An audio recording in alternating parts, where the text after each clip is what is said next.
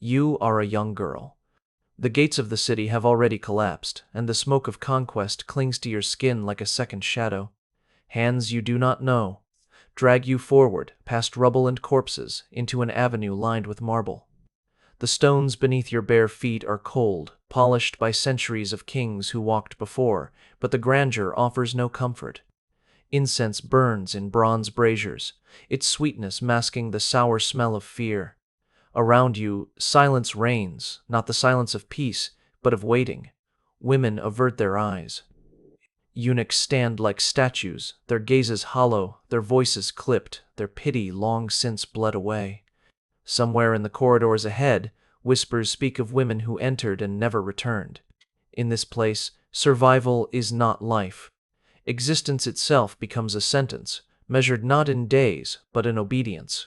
For beyond these gilded gates lies a palace of wonder, soaring columns, painted ceilings, gardens where nightingales sing. The empire that built it stretched from the Indus to the Aegean, dazzling the world with art, architecture, and law. Yet the true power of Persia was not carved in stone, it was hidden behind locked doors. But the empire's chronicles, when read against the grain, reveal secrets far darker than its monuments of stone. If this glimpse into forgotten shadows grips you, subscribe and tell me in the comments where in the world you are watching from. Every name, every voice keeps this history alive and fuels the search for more truths buried in dust and silence. The Persian Empire was vast. Its dominion stretched from the burning deserts of Egypt to the cold mountain passes of Central Asia. In its heart stood the royal harem, a place not of private indulgence, as romantic legend would suggest, but of politics, surveillance, and systemic exploitation. Behind the veils and barred doors, entire systems of control thrived, bureaucracies that catalogued women as if they were coinage, eunuchs who enforced order with brutal efficiency, and kings who treated intimacy as an extension of empire.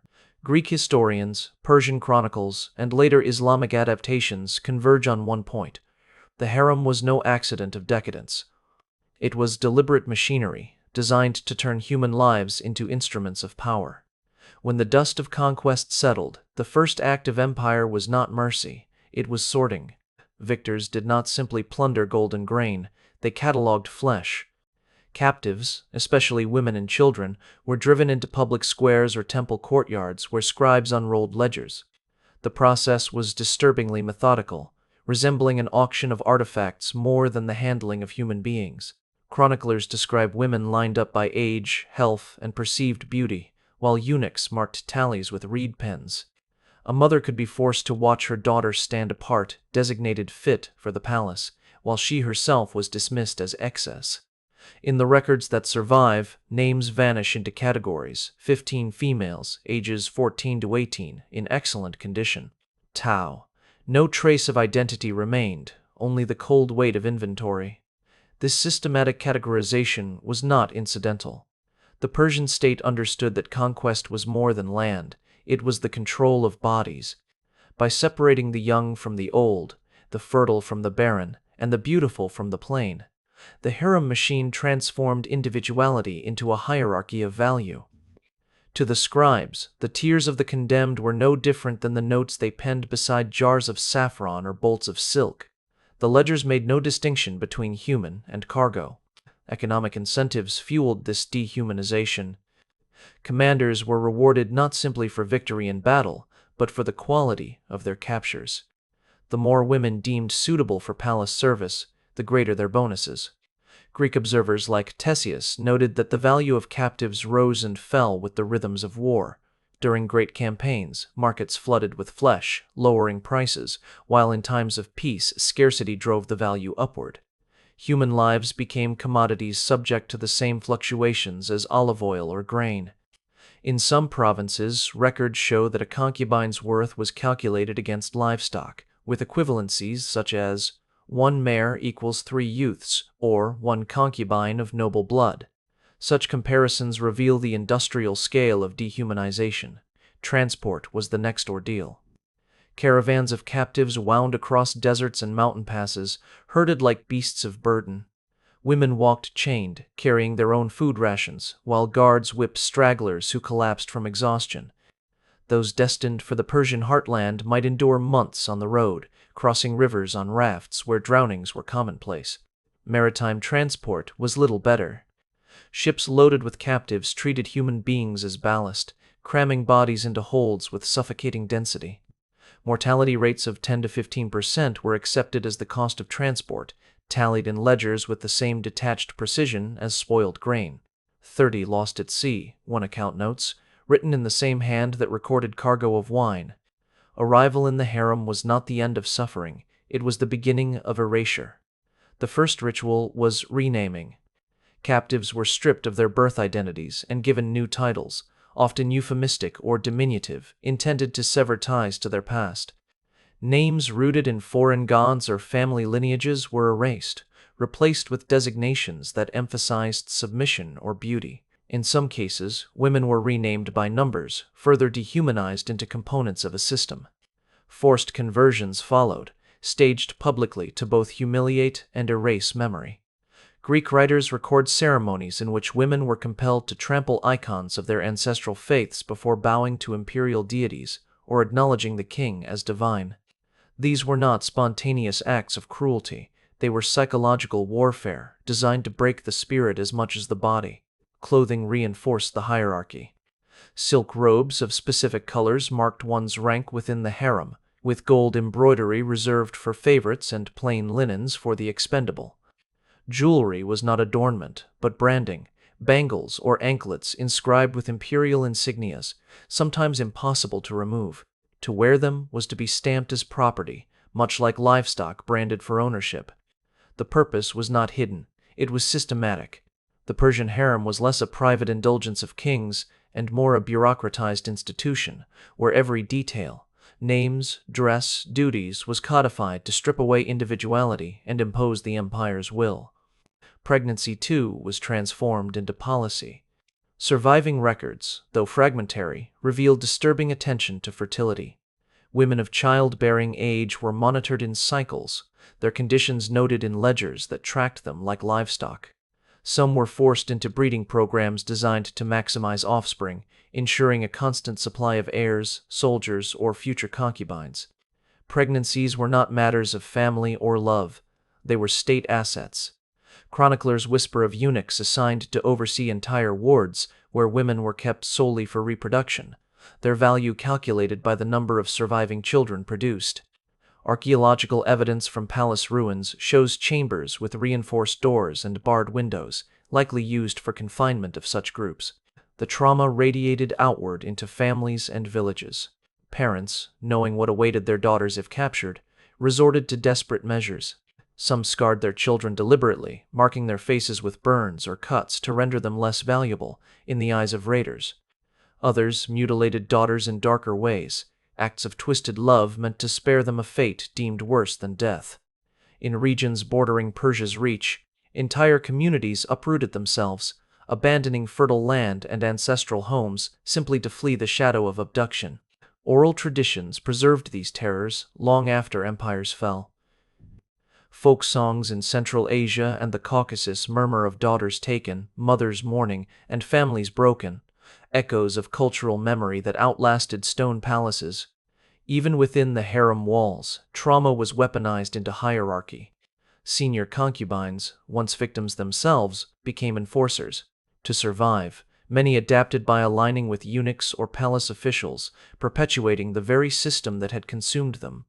Loyalty was rewarded with luxuries, silks, perfumes, access to gardens, while disobedience was met with punishments euphemistically described in chronicles as corrections. Women were paraded, humiliated, sometimes executed for defiance. The cruelty was not random. It was carefully staged to reinforce submission among those who watched. This was the true face of the Persian royal harem, a machine of control, cloaked in luxury, fueled by bureaucracy, and sustained by terror. Behind the ornate doors and perfumed halls lay an empire's coldest truth, that power had found its purest form not in armies or palaces, but in the systematic breaking of human will. If the first layers of the harem's machinery reveal categorization and erasure, the deeper layers expose the empire's cold calculations of lineage and loyalty. The Persian monarchs understood that the harem was not merely a space of indulgence but a tool of statecraft. By filling its chambers with the daughters of nobles, rival kings, and foreign dynasties, the empire bound subject peoples into chains far stronger than iron. To resist meant risking the lives and the dignity of one's own kin. In this way, the harem became a political prison as much as a sexual one. Chroniclers note that after major campaigns, noble families were deliberately targeted. The daughters of governors, generals, and rival lords were seized not simply for beauty, but as living hostages. Within the harem, their existence guaranteed their family's compliance. A rebellion in the provinces could mean the death or disgrace of kin in the capital's walls. Thus the harem extended the empire's grasp into every province, an invisible chain tugging at the hearts of rulers from Egypt to Bactria. Fear replaced loyalty, and submission became hereditary. Yet the empire's cruelty lay not only in its political genius, but in its reduction of intimacy to arithmetic. Breeding was treated with the same detached rationality as agriculture. Records suggest calculations of optimal ages for capture and reproduction, determining at what point a woman's body could yield the most offspring over her lifetime. If 1,000 were captured, scribes predicted that perhaps 100 would survive transport, confinement, and pregnancy. 9 in 10 lives were written off as expendable, but to the empire, this was efficiency. To yield 100 heirs or concubines from 1,000 captives was considered success, not tragedy. This industrial-scale dehumanization left marks not only in archives, but in stone. Archaeological excavations in Susa and Persepolis reveal foundations of vast complexes, secluded courtyards, high walls, labyrinthine corridors designed not for luxury, but for containment. Windows were set high, bars embedded in frames, and guards' quarters positioned strategically to monitor every entrance and exit. These were not palaces of pleasure, they were prisons disguised as gardens. The beauty of painted ceilings and tiled floors masked the reality that those who walked beneath them did so under surveillance, their lives dictated by ledgers and decrees. The eunuchs who enforced these systems embodied the empire's paradox. Once boys taken from conquered lands, they were mutilated and remade into tools of control. Their loyalty was assured by severing their future, their very humanity reshaped into service. In them, the empire found perfect wardens, men without heirs, bound wholly to the harem's survival. Over time, eunuchs rose to wield enormous power, not only over the women they guarded, but within the empire itself. Some became advisors, spy masters, even kingmakers, proof that the harem's reach extended far beyond its walls. Psychological warfare amplified the machinery's efficiency. Captives were forced to participate in rituals mocking their lost homes. Some chronicles describe women compelled to sing songs in foreign tongues before being silenced forever, their voices twisted into entertainment for their captors. Others were made to reenact scenes of submission before audiences of nobles, their humiliation turned into spectacle. These acts were more than cruelty. They were performances of dominance, designed to teach both victim and spectator that resistance was futile, and that the empire owned not only land, but spirit. The trauma extended across generations. Children born within the harem were rarely permitted knowledge of their mother's origins. Sons might be raised as soldiers or officials, stripped of heritage, loyal only to the empire. Daughters often remained in the system, groomed for future service. In this way, the harem perpetuated itself, feeding on its own offspring in an endless cycle. The empire ensured that those who once were victims became instruments of control, weaving captivity into the fabric of society until it seemed natural, inevitable, ordained. This normalization was perhaps the most disturbing legacy of all. Entire generations grew up believing that such exploitation was the natural order of empire. Chroniclers record families who, rather than risk harem abduction, mutilated their daughters preemptively, breaking bones, disfiguring faces, or even killing their own children to deny the empire its prey. What could be more horrifying than love, twisted into violence, parents turning executioners in desperate acts of mercy? These stories survived in whispers and legends, testaments to the unthinkable choices imposed by systemic terror. Yet the empire gloried in this machinery. Conquests were celebrated not only in captured cities, but in the numbers of human tributes delivered to the royal court. Victories were measured in flesh as much as land, the tally of captives paraded like trophies before the throne. Chroniclers boast of festivals where the spoils of conquest were displayed, gold, jewels, and women, their fates sealed in the spectacle of victory. For the Persian court, the harem was not hidden shame. It was proof of dominion, the living embodiment of empire's reach. Thus the harem stands revealed not as a private indulgence, but as one of the most systematic institutions of dehumanization in history. Its practices were deliberate, calculated, and perpetuated through centuries, shaping not only the lives of its captives but the very structure of empire itself. Behind the veils of silk and the walls of marble lay a nightmare that operated with chilling precision, a machinery of power that weaponized intimacy, identity, and even love itself. By now, the machinery of the Persian royal harem is clear, but its most terrifying element was not the individual cruelties. It was the system itself. This was no chaotic indulgence of kings. It was an institution engineered to last generations, a self-sustaining mechanism where victims became enforcers and pain became policy. Consider the role of political hostages. Noble daughters taken into the harem were not merely spoils of war, they were bonds of loyalty forged in flesh. A satrap in Egypt or Lydia might govern a wealthy province, but he governed knowing his daughter lived behind gilded doors thousands of miles away. Her survival depended on his obedience.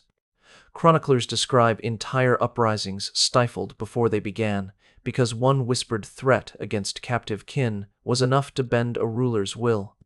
Thus, the harem became a prison without walls. Its influence stretched from palaces in Persepolis to the farthest outposts of the empire. No soldier needed to march when fear already marched ahead, but the system went deeper still. Breeding was not incidental, it was calculated. Ledgers from later Islamic courts, echoing Persian practices, speak of optimal capture ages, girls seized at 12 to 14, deemed ideal for fertility and longevity of service.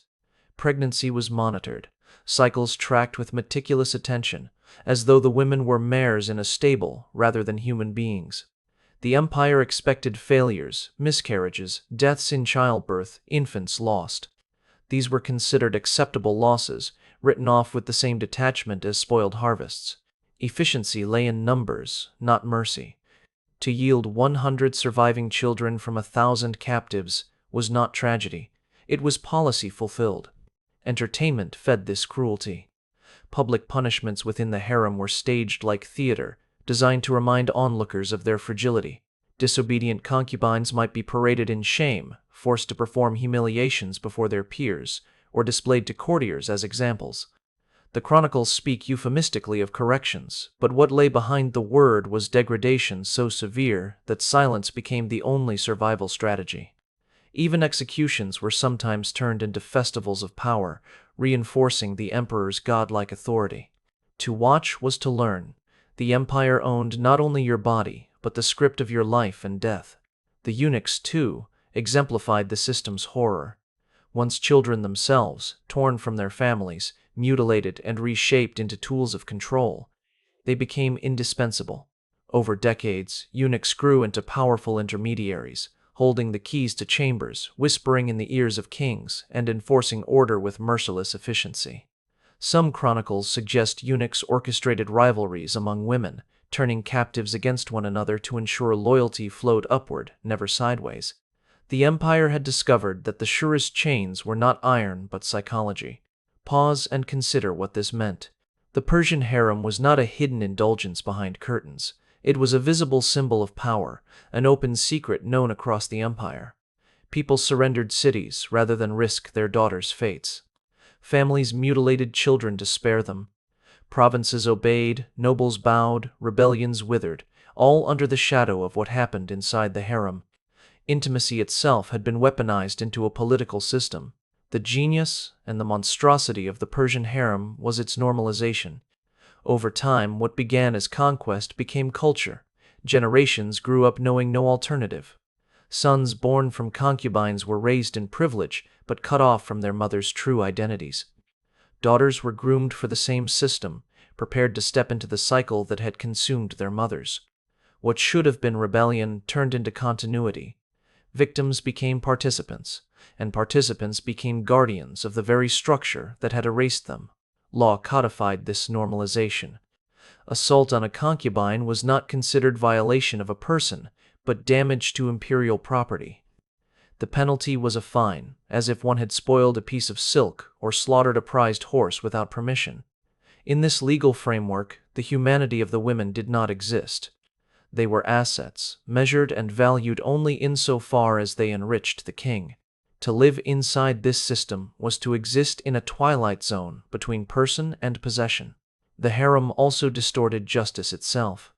Chronicles describe spectacles in which accusations against women, real or fabricated, were tried within the palace walls, their fates decided not by impartial courts, but by ritualized humiliation. A concubine accused of disloyalty could be subjected to interrogation through torture, her confession extracted in silence broken only by her screams. When her body collapsed, the record book still wrote, she admitted. Truth was irrelevant. The process itself was the proof. And the empire moved on, unshaken, reinforced. Even more chilling were the seasonal raids. Scouts mapped villages by the value of their daughters, calculating how many of the young might be harvested in a single sweep. Armies moved like farmers, planting terror, harvesting flesh. Raids were timed not only for military advantage, but for breeding cycles, ensuring a steady stream of captives who would mature into the system. Families lived in perpetual dread, knowing that the season of sowing and reaping applied not only to fields, but to their own children. It is here that the full weight of the harem's machine becomes undeniable. It was not indulgence, nor decadence, nor even hidden vice. It was empire itself, expressed in its most intimate and terrifying form. The harem was the embodiment of systemic power, efficient, ruthless, normalized, and self-perpetuating, and this was perhaps its greatest horror, that it did not appear monstrous to those who built it. To kings, eunuchs, and nobles, it was simply the natural order, proof of civilization's grandeur. To the captives inside, it was unending nightmare. Generations lived and died within its walls, their stories reduced to whispers and chronicles, their humanity erased from official memory. So pause, once more, and imagine.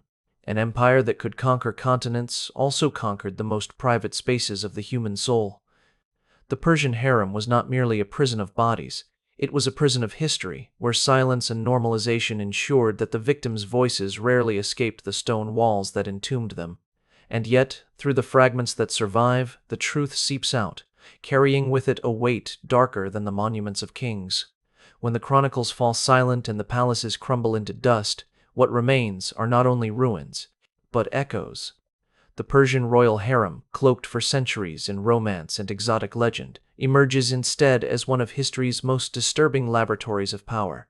It was not merely a chamber of silks and perfumes, but a machine that weaponized intimacy, turning the most private of human experiences into tools of empire. What made it unbearable was not only the cruelty itself, but how normalized it became. Generations passed under its shadow. Families adapted by breaking their own children to spare them greater horrors. Eunuchs, once victims, became wardens. Concubines who had known terror rose into positions where they enforced the same system upon others. And across the empire, villages bent before whispers, rulers obeyed for fear of kin held captive, and entire societies reorganized themselves around the dread of abduction. This was not a series of isolated tragedies. It was civilization itself, reshaped by systemic exploitation. The scars outlasted the empire. In folklore across the Middle East and Central Asia, mothers still sing laments of daughters taken, verses passed through centuries as cultural memory. Genetic studies reveal traces of lineages spread unnaturally wide, silent testaments to unions forged not in love, but in coercion. In oral traditions, in architecture with barred windows, in whispered family histories, the shadow of the harem lingers. And yet, these stories endure because they matter. They remind us of a truth civilizations prefer to bury, that unchecked power always finds ways to make the human body into an instrument of control. Behind the grandeur of empires, beneath the rhetoric of law and order, there lies the machinery of suffering, cold, efficient, and dressed in euphemisms. To remember the Persian harem is not to indulge in morbid fascination, it is to give voice back to those whose names were erased, to let their silence be heard as thunder across centuries. The archives endure. Ledgers of misery preserved with the same precision as tax scrolls still whisper to those bold enough to read them. Each number was a person. Each tally was a life lived and lost inside a system that demanded submission. By unearthing these truths, we refuse to let the victims remain invisible. If this history unsettles you, let it stir vigilance. Because empires rise and fall, but the temptation to normalize cruelty is eternal. To guard against it, we must look unflinchingly into the past, into the shadows where intimacy was transformed into terror. Subscribe if you wish to keep walking these corridors of forgotten history with me. And in the comments, share what struck you hardest, because remembrance is the only rebellion left to those who were never allowed to speak.